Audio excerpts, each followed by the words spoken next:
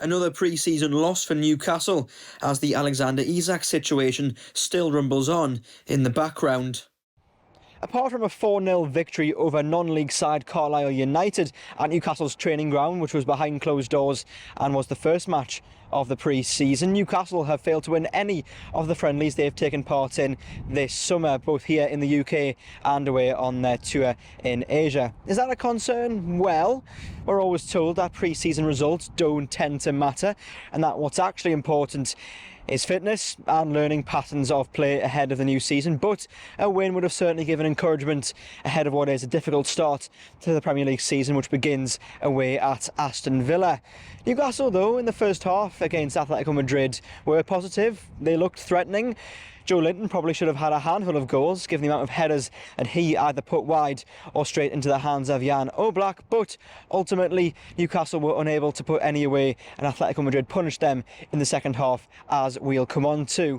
So with that in mind, let's look back at the afternoon now to see just how Eddie Howe's side came up short against Spanish giants Atlético Madrid here at St James's Park on a warm August afternoon.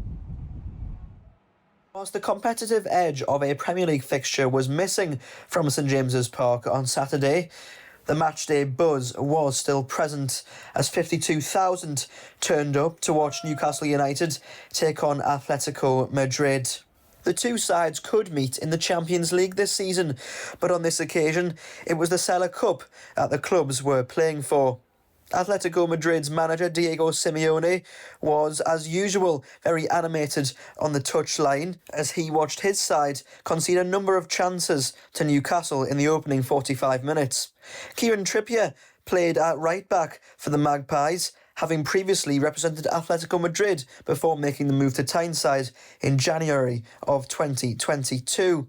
Intriguingly, Harrison Ashby played in midfield for Newcastle, with Joe Willock currently sidelined through injury. The former QPR loanee did well in the first half and will be looking to stake his claim to remain part of Eddie Howe's first-team squad this season. Anthony Elanga made his first start at St James's Park in black and white and looked rapid down the right-hand side, although his final delivery still needs some improvement.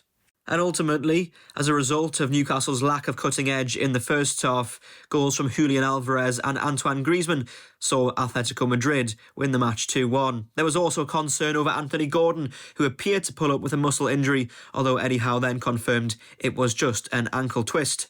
Many of the questions to Eddie Howe, though, regarded Alexander Isak. I think I've said many times, he is contracted to us, he's our player.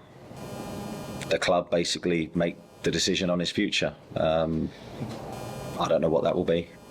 Of course, I have a preferred outcome. I want the best and strongest squad possible, but also I want players that really want to play for this football club. Yeah, I thought we had probably a slow start to the game, then a really good period before half-time. From sort of 20 minutes onwards, I thought we were the dominant team. We created a lot of chances in that spell. Joey could have probably got 4 or 5 goals on another day, but it was great to see him in goal-scoring positions and attacking the ball so well in the box. And I think then the game probably changed on the first goal. That was the key moment, and poor from us in terms of organisation from our corner. And then, then with the substitutions, the flow of the game changed, and they got renewed energy, and we were fatiguing. So it was a difficult second half. Well, we're just a handful of days now away from Newcastle United's opening Premier League fixture of the season, taking on Aston Villa away from home at Villa Park in what will be certainly a tricky encounter to begin their season. In the meantime, the club will be looking to bolster their squad for the rest of the campaign. German defender Malik Thiaw is supposedly close to signing a deal with the Magpies. He currently plays for AC Milan, but Newcastle are getting closer to his signature. Also, Johan Visser from Brentford. That deal is still ongoing, but Newcastle again confident of landing him before the window slams shut. Lots of work to be done both on and off the field, and of course Alexander Isak's situation still remains up in the air. But for now, Eddie Howe will look to matters on the pitch and making sure that they can get a good result against Aston Villa.